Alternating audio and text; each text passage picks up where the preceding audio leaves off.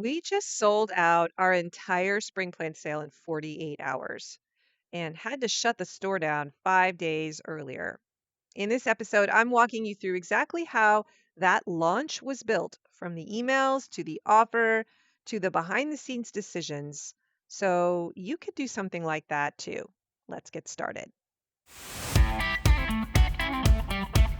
Hey there, this is Corinna Bench, and welcome to the My Digital Farmer podcast.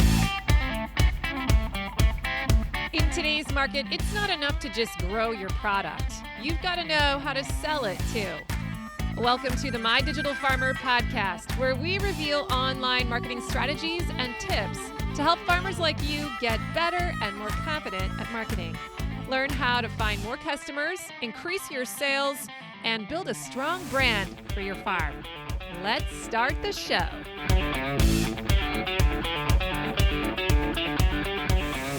Well, welcome to episode 357 of the My Digital Farmer podcast. I'm your host, Corinna Bench, one of the farmers at Shared Legacy Farms out in Elmore, Ohio.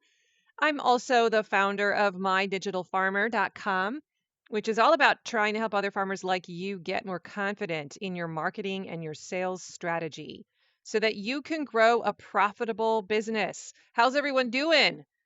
Welcome back, all my digital farmers. Big shout out to my regular listeners. Glad you're here. And if you're new to the show, welcome. Make sure you subscribe and go check out my first 10 episodes if you feel a little unsure about marketing lingo and like you need a quick 101 education. Those 10 episodes were designed many years ago intentionally to be an onboarding ramp into the marketing space for future podcast listeners like yourself who just needed to kind of go back and hear the basics and the fundamentals.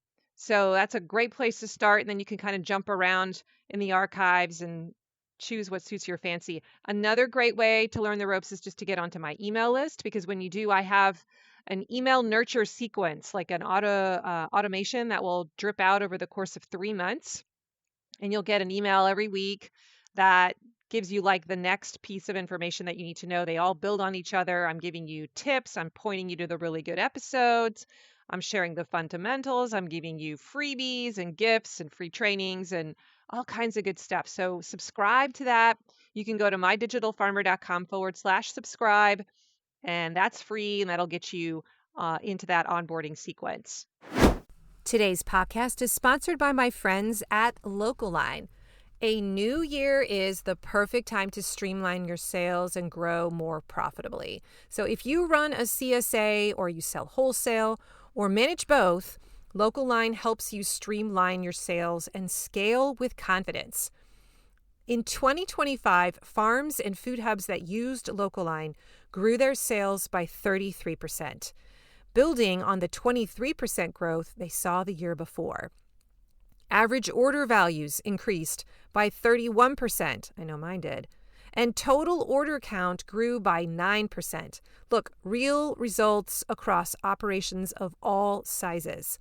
Localine brings everything together in one platform. They have CSA management, wholesale ordering, automated inventory, barcode scanning, a box builder, and POS so that you spend less time managing admin and more time growing your business. And switching couldn't be easier. There are no setup fees, my friends, no sales commissions, and their onboarding team will migrate your storefront for free, taking the workload off your plate, and that usually only takes a few days. As a podcast listener, you'll also get one premium feature for free for a full year when you use the code MDF2026 at checkout. So go to mydigitalfarmer.com/local-line and then enter that code MDF2026. Start 2026 organized, efficient, and ready to grow with Localine. And now back to the show.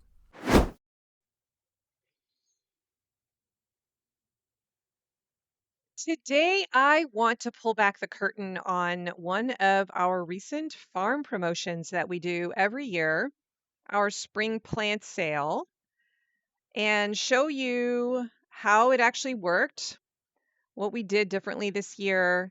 I've done an episode on my plant sale before, but This year, it just went so smoothly. There was so much energy behind it. And I had a few aha moments and some new things that I tried that revealed some marketing principles. And so I decided I wanted to use this as a case study for an episode. Even if you don't do plant sales for your business, I think you can learn something by listening to how I put the promotion together, how I maneuvered the offer a little differently, what were some of the marketing principles that I relied on to work, and they did. Uh, so even if you're not ever going to do a plant sale promotion, keep listening because the principles that are in here are sound for no matter what kind of promotion you might run.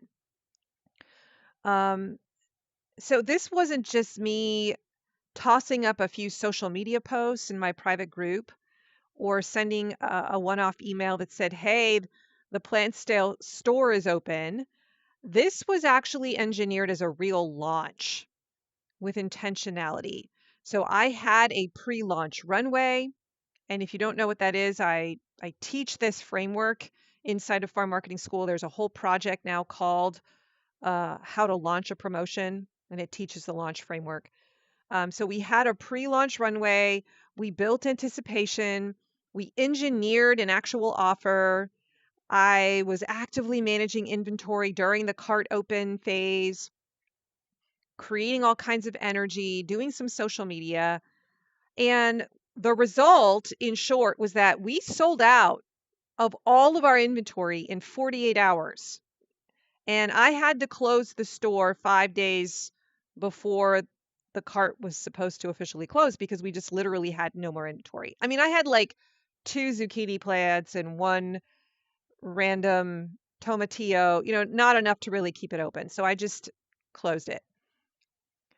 So I'm going to walk through this whole process with you. This is going to kind of be um, a deep dive into a specific promotion, and I want you to listen for the principles behind how to launch something.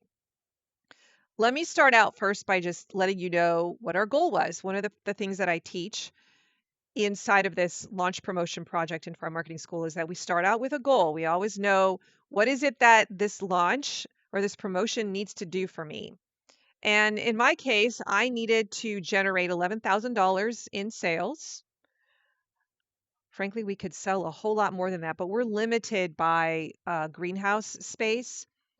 And we fill up this one greenhouse just with transplants. And Kurt's actually thinking about adding another greenhouse just so that we can grow more product for this plant sale because there is so much need and we could make a whole bunch more revenue. Anyway, our original goal was just $11,000 in sales, but we ended up doing $13,810 on our opening weekend.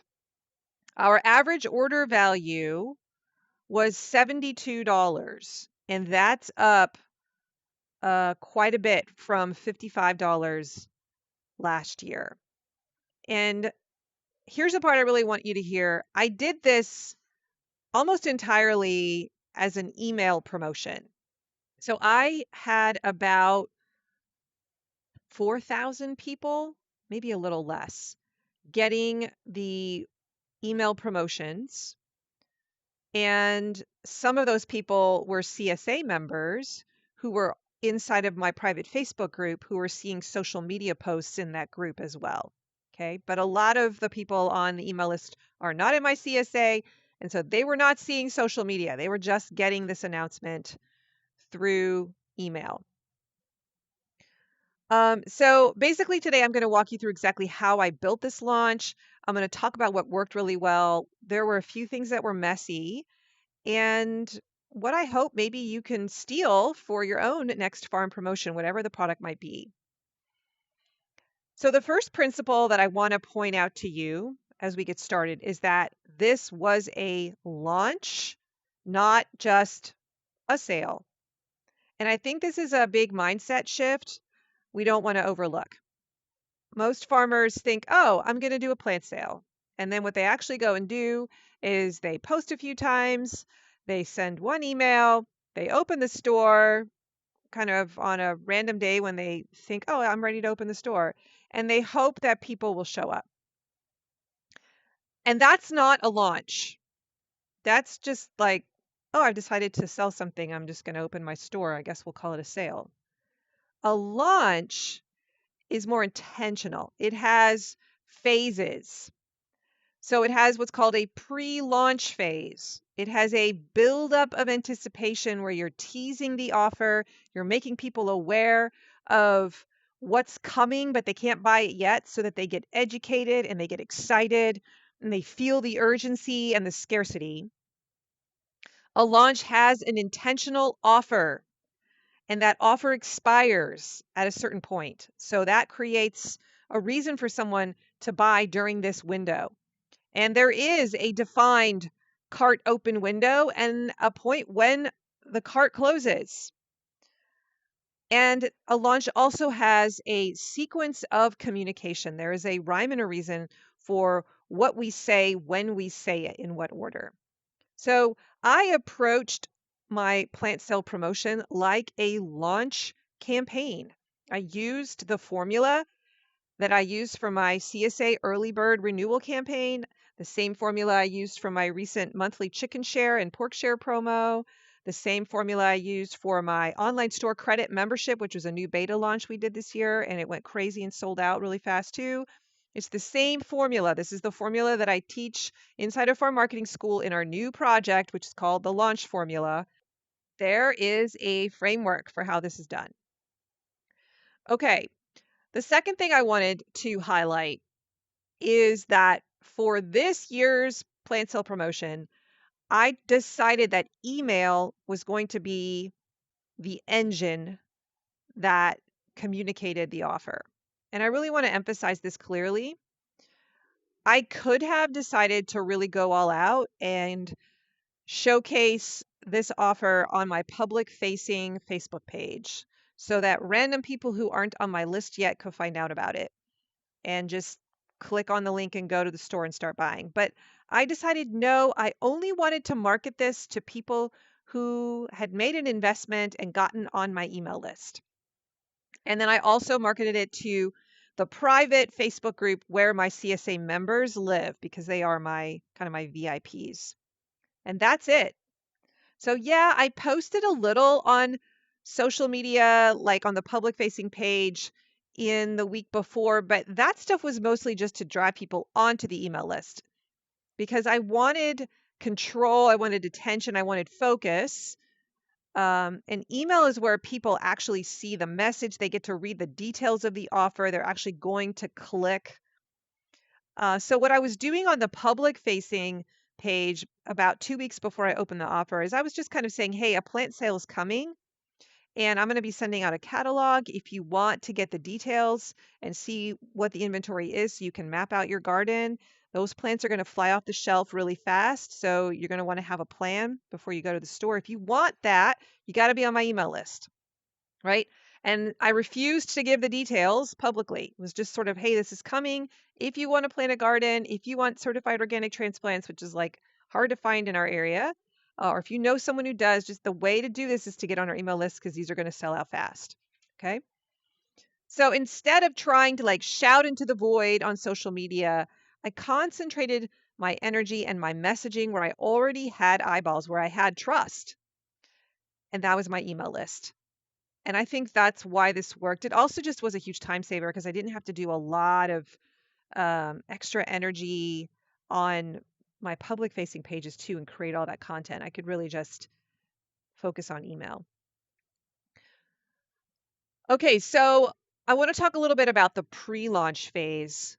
The pre-launch phase began on March 1st. So we opened our cart on March 7th at 8 a.m., which was on a Saturday. And so I took the whole week prior to that and used that as my pre-launch runway. And this is sort of like the warm-up phase. The warm-up phase is a really critical part if you're doing a launch, because what you don't want someone to come to your store the day the cart opens and just be like, I don't know, what do I want? And like be looking around. Like you want them to come with intention. Like, I already know what I want. I've got my list. I've got my plan A.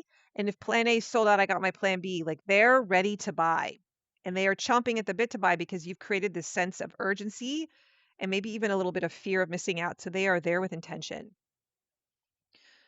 So that whole pre-launch runway is all about educating them, making sure they know what the offer is, knowing what the product is, knowing how the fulfillment's going to work, answering all their frequently asked questions, removing all of the points of friction in the buying process, and validating that this is what I want and creating urgency and scarcity. Okay, so the runway officially began March 1st, but honestly, it probably started a little bit earlier. If they were paying attention to my public-facing Facebook page, the business one, about 2 weeks before that, I was teasing content like the catalog is coming, get on the availability list. You're going to want first access. You're only going to hear about it if you're on my list, right? So during that pre-launch week, here were some of the things that I was doing to build up excitement. Here are what those pre-launch activities were for this promotion. Number one is I gave the catalog early. I didn't wait until the cart open day to send the email that says, here's what's in the store. I said, plan your garden now, print out this catalog, circle things you want, think it through, maybe even, map it out on some graph paper, right? Like imagine what your garden's going to look like. So by the time the store opens at 8 a.m. on March 7th, they weren't browsing, they were executing. And the process of giving the catalog early was also a huge incentive for growing my email list, which I did big time over those 2 weeks. I spent an entire episode talking about how that happened. And oftentimes our launches, one of the goals or outcomes of our launches is simply that it also grows our email list, even if they don't all buy. And that is a huge benefit of doing launches. You should do launches just to grow your email list, frankly. So that was kind of a little side note. I also used this pre-launch runway phase. I used engagement during this phase to build like ownership. So I did things like there were posts like, hey, guess the first crop that we're seeding, or what are your favorite garden planning tips? And I got a whole bunch of ideas from people sharing their ideas. I even had a little contest where I said, what plant are we missing in the catalog? Like, what do you wish had been included? And I told them that I would choose one answer from the ones that they suggested, and we would put in one flat of that particular item. One flat. So that's not going to be a lot of inventory. So whatever one that was going to be was going to be limited. So that created another limited scarcity element. I actually didn't get like a super clear winner, by the way, with that particular post, but it still created a lot of fun engagement. I ended up making a call. I ended up picking the winner, cabbage, mostly because I thought, well, out of all of the ones that were suggested, that's the one that's the most broadly appealing. I could imagine many people just kind of wanting that classic in their garden. And I was really trying to think of things that would be classics. So even though that engagement didn't give me like a clear winner, like, oh, a ton of people chose cabbage, it was still useful because it got people thinking about the sale, it got them involved. And it gave me a reason to have a contest and like have a people's choice item. So, okay. I also built anticipation because every piece of communication I was putting together, the emails, the social media, I kept pointing to the call to action, which was, here's the link you're going to go to, shop the store. It opens at 8 a.m. on March 7th. I kept saying 8 a.m. I didn't just say March 7th. I said 8 a.m. on March 7th. And I hope you can feel the distinction there, because as soon as you add a time, now you're creating another level of like, why is it 8 a.m.? Is it important that I shop right at a.m.? Is it going to be that popular? Right? Just gives this illusion. In my case, it's not an illusion, it's actually real, but this sensation of this is going to be popular. There's a reason I want to go right when it opens. Now, I want to talk a little bit about the offer itself, because I did do some different things this year to the offer, and it did some major heavy lifting for me. The offer was engineered, and I want to break it down for you. Number one, I raised the price. I always talk about how there are 4 ways that we can raise revenue in our business. One of them is we can raise the price. And it's not a big jump. Last year the 3 packs were $5. This year they were $6. And it seems silly, like, to even point that out right now. Some of you might be like, that's not that expensive. And some of you are like, oh my gosh, that's expensive. It really does depend on kind of where you are in the world. Um, when I made that call to raise the price, I just did it like without even thinking about it. In the 2 weeks before, as I was planning the promo, I'm like, we're just going to raise the price. This is like ridiculous. $1, that's not a lot. Our people love this stuff. This will be an easy way to increase revenue. No one's going to snitch over or get upset about having to pay an extra dollar for a plant pack because there's 3 in a pack. So I just did it. And when I told Kurt like 2 hours before I opened the cart, I was like, oh, by the way, I raised the price. Like he actually freaked out a little bit when I told him that. He's like, Krita, that's a lot. You should tell me stuff like this. But I was like, well, I've already been promoting it that way and no one has said a thing. So I'm pretty sure it's going to be okay. And guess what? No one did complain. And the sales came in super fast. Like I said, we sold out in 2 days. So clearly that wasn't a factor for people. And so that was kind of a little bit of a lesson for Kurt and for me too, that I think sometimes we are afraid to raise our price just out of fear, not looking at data. And I I guess I took a little bit of a risk, but I just felt really confident about it. I knew how much people loved our plants. We've been hearing a lot of people who were excited about the plant sale. They were asking me, when's it coming? And I could just sense that people were chomping at the bit and we were going to have a lot of interest.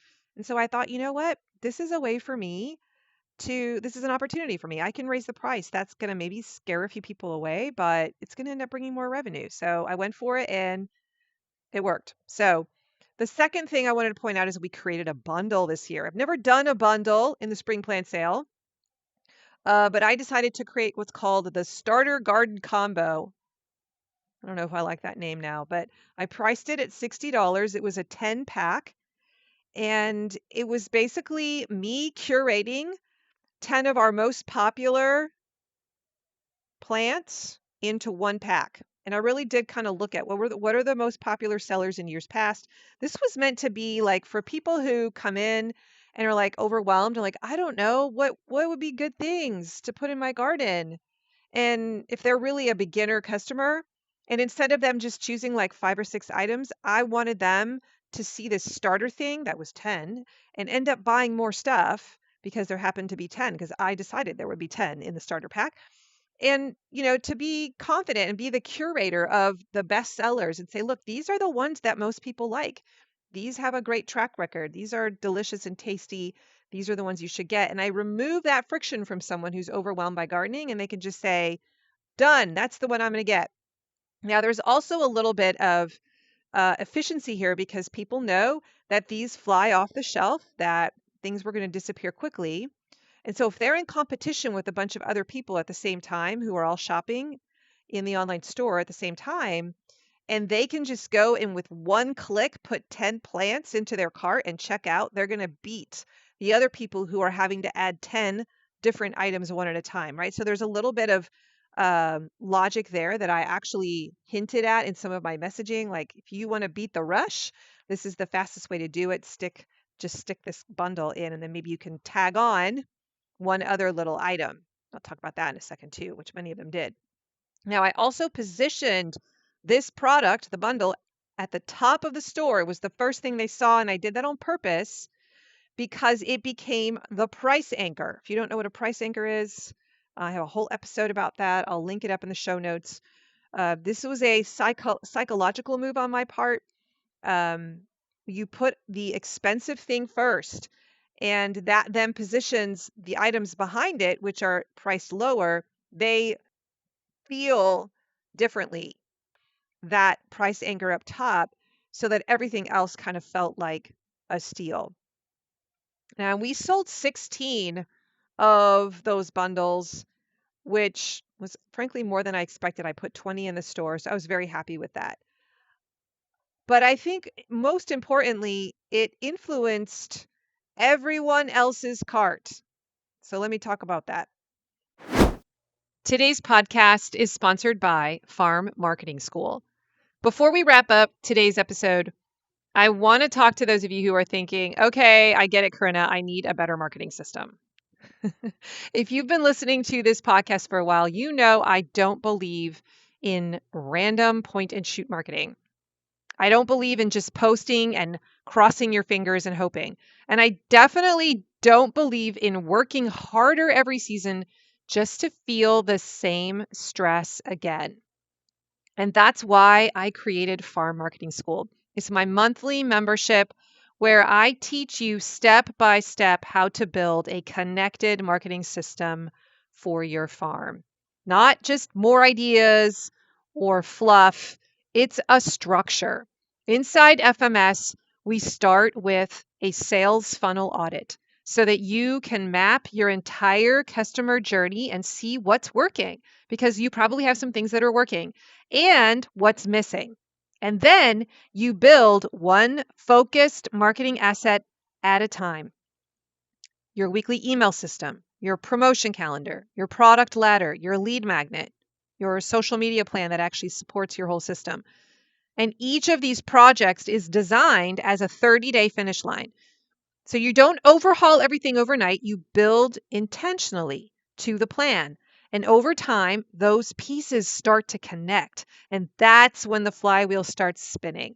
That's when revenue feels more predictable. That's when your marketing feels lighter. Farmers inside FMS have told me things like, I finally feel like I'm on the right track. Or, we saw a huge jump in sales during our slowest months. That's not because of luck. It's because of the structure.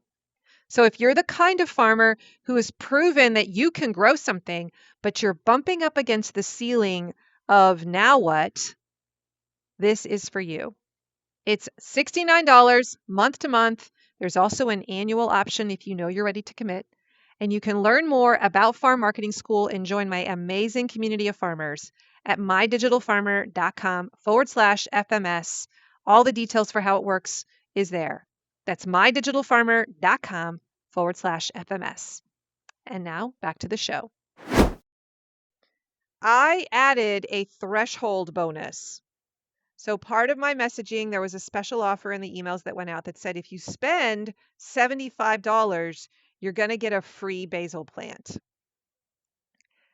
And 72 people took me up on that offer. 72 people qualified. They spent over $75, so they're going to get a free basil plant.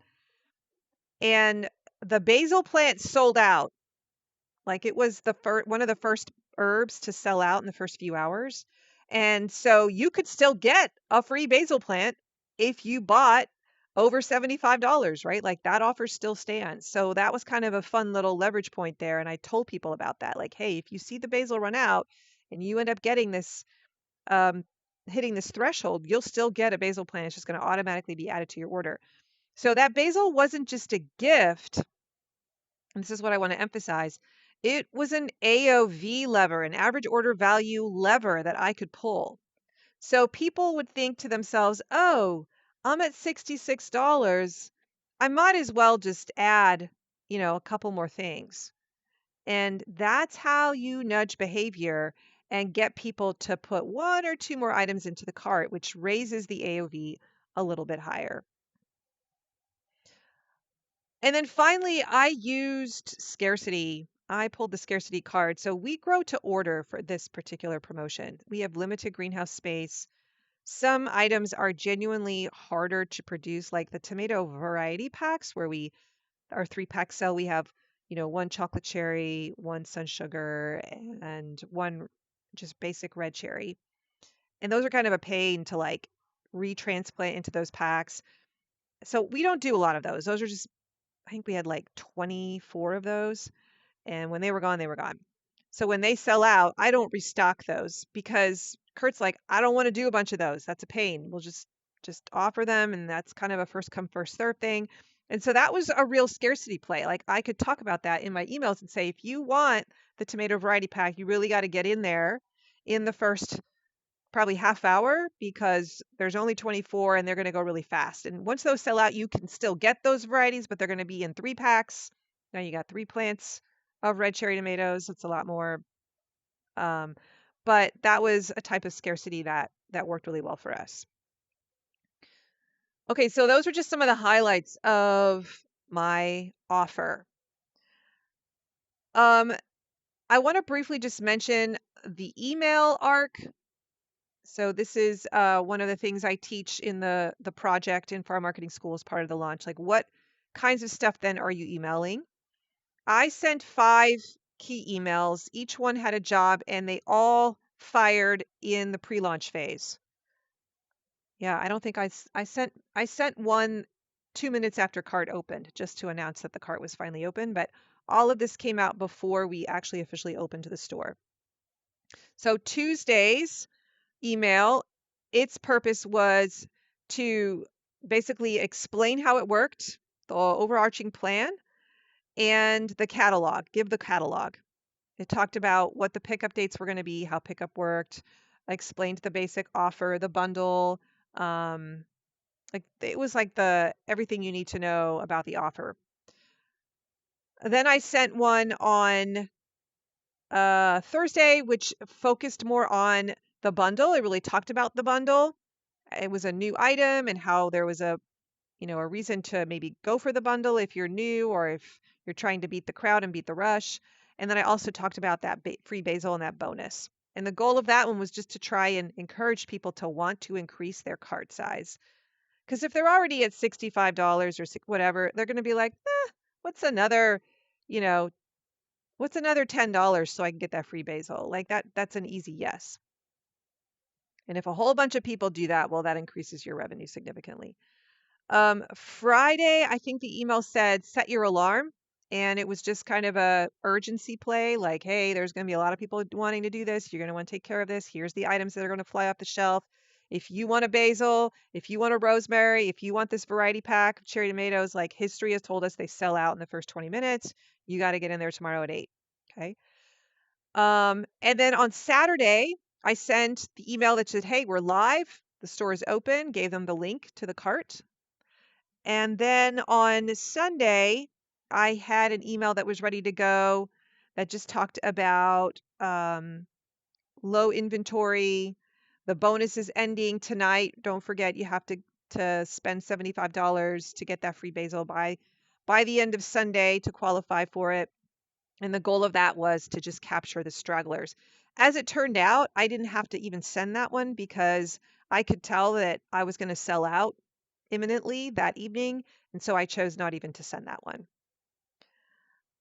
So here's kind of the takeaway of this section. I wasn't just, sending random emails. I was moving people through a sequential messaging process. And each email removed friction. It answered questions.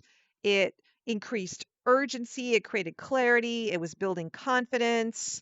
So they knew what to do. It was like being a guide, and I'm holding their hands and I'm saying, go do this. Here's the plan.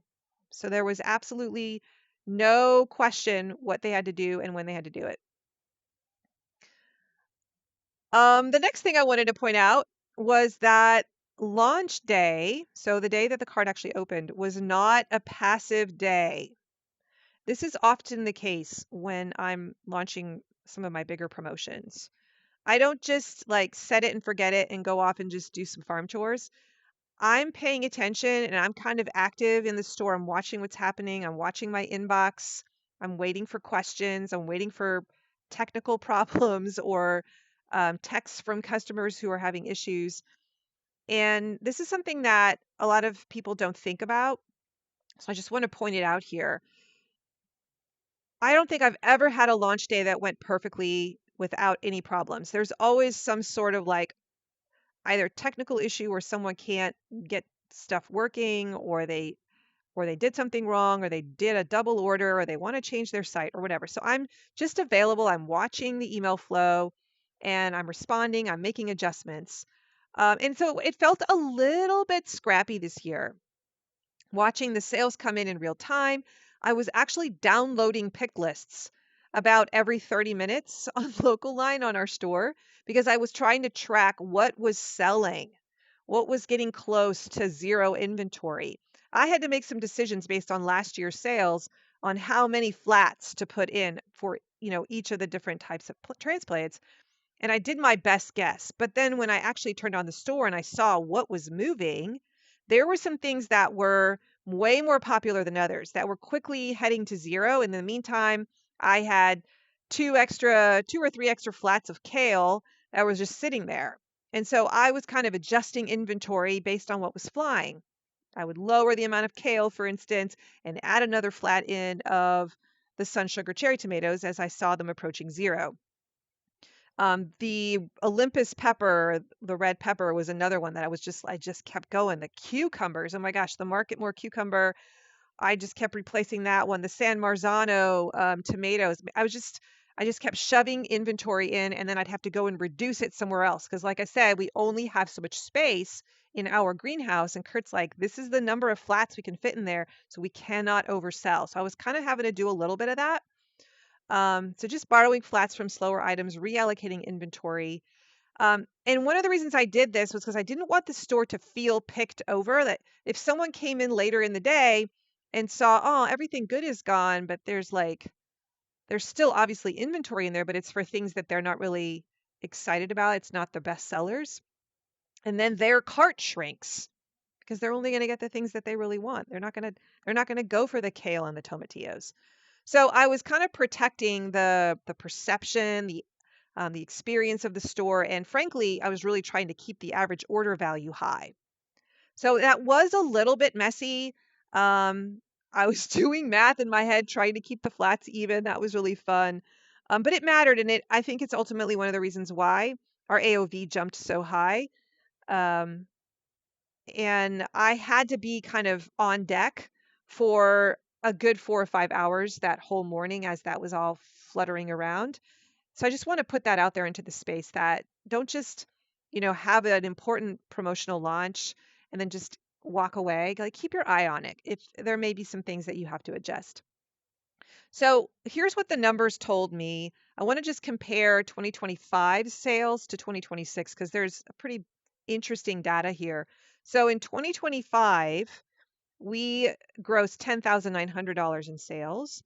And in 2026, it was up by 30%. We grossed $13,800 in sales. Okay. Our AOV in 2025 was $55. Our AOV in 2026 was $72. You guys, that's huge.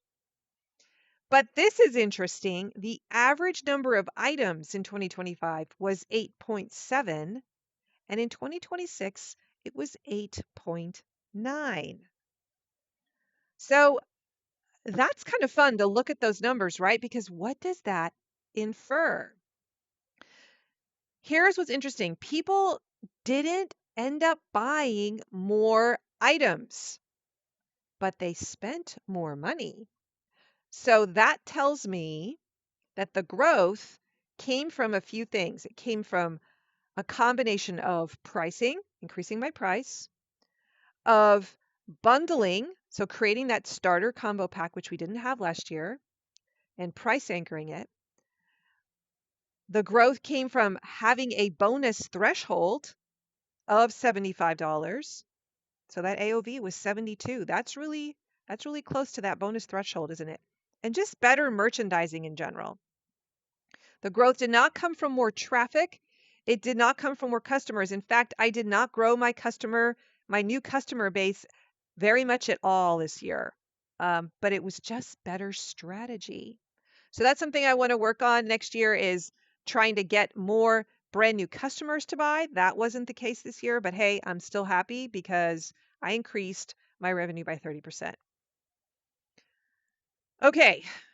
And finally, the most strategic thing I did after the sale, well, one of them, I wanted to make sure that I talked about this because this is almost like my favorite part. After people purchased, I had an idea that I should send a confirmation email. Now, let me just back up. Local Line automatically sends a confirmation email when you buy. So they had that and it's got the instructions for how to pick up. But I wanted to send another one from my email service provider that basically said, hey, you're one of the lucky ones because we sold out in 48 hours. Did you know? I wanted to make sure that I said that. Why? because I want to train this early buying behavior. I want them to learn that this is a promotion that flies off the shelf so that next year they're thinking, oh, I need to buy early. I want to have this buying frenzy again. And if I don't tell them that it's sold out really fast, they're not going to know. Like all the people, the first people that bought, the first 100 people that just went in there and didn't have any trouble and bought their items, they have no idea. They just think, oh, I bought something. Unless I make sure and tell them, hey, we sold out in 48 hours. You're lucky. Now they're like, oh, I am. And that's going to help me next year when I promote this again to create that scarcity and urgency. So just think about that. If you ever do sell out of something fast, don't just assume your customers, I don't know that. Point to it. Point to the fact that it went fast. That's going to help you later on. And frankly, it might help you in your next promotion. You become known as a brand that sells out quickly. Okay, so key takeaways. Let's wrap this up. If you take nothing else from this episode, here are a few just final thoughts. Don't just open your store, launch the product. Warm up your audience with a pre-launch before you sell. Engineer your offer to shape the behavior of their buying. Remember that there's a difference between an offer and the product itself. So taking the time to build an offer makes a difference. Use some scarcity. Email is your most powerful tool, and be sure to communicate and train your customers for the next time. Okay. Now, if you're listening to this episode and you're thinking, oh, okay, I want to do this for my strawberries you pick or my CSA or my fall mums or whatever, this is why I created a new launch project inside of Farm Marketing School. It is now live. So if you want to see the step-by-step process and apply it to your own product, if you want to do a formal launch, I will walk you through how to do that. I'm actually in that project, including the master Google Doc from this spring plant sale, along with my master Google Doc for 2 other promotions that I've run, the Chicken Share promo and the online store credit membership promotion. You can see the whole thing, all the emails, all the social media posts, the email arc, the offer, the stats, just the whole strategy.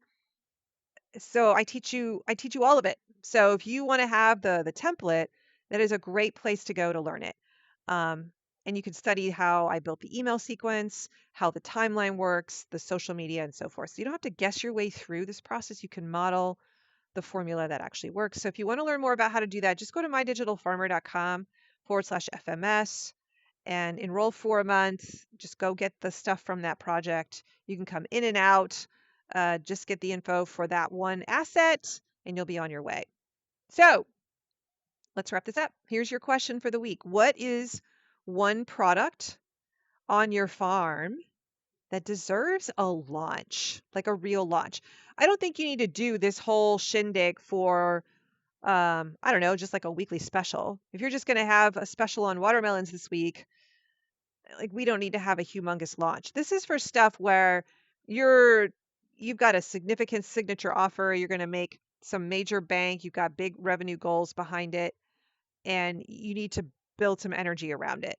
Okay, it's for things like a spring plant sale, like a Thanksgiving turkey promo, or your big inventory blowout that you do once a year, or your CSA renewals, right? So what is a product on your farm that would deserve a launch like this? What could it look like if you built some anticipation, if you built an offer, instead of just announcing that it's for sale? And I want you to try using this formula, even if it's just in a modified way, sometime in the next few months on a promotion like that and see what happens. Okay, that's all I got today. Thanks for joining me. If you want to get the show notes for today's episode, head over to mydigitalfarmer.com/357. If you like today's episode, please leave me a rating or a review. Or if you know a farmer who could benefit from this podcast or another episode, send them the link. Let them know about it. I just want people to know about this resource. There's so much good stuff in here. I want to help other farmers get better at selling. I just really feel like this is one of the keys that's going to help us become profitable faster. We need to learn how to sell. And if you want to get on my email list, I have a ton of free resources that are going to help this become possible for you as well. Your marketing is going to get stronger. Just go to mydigitalfarmer.com/subscribe and I'll hook you up. Thank you so much for joining me today, everyone. Have an amazing week. And remember, I believe in you. Bye-bye.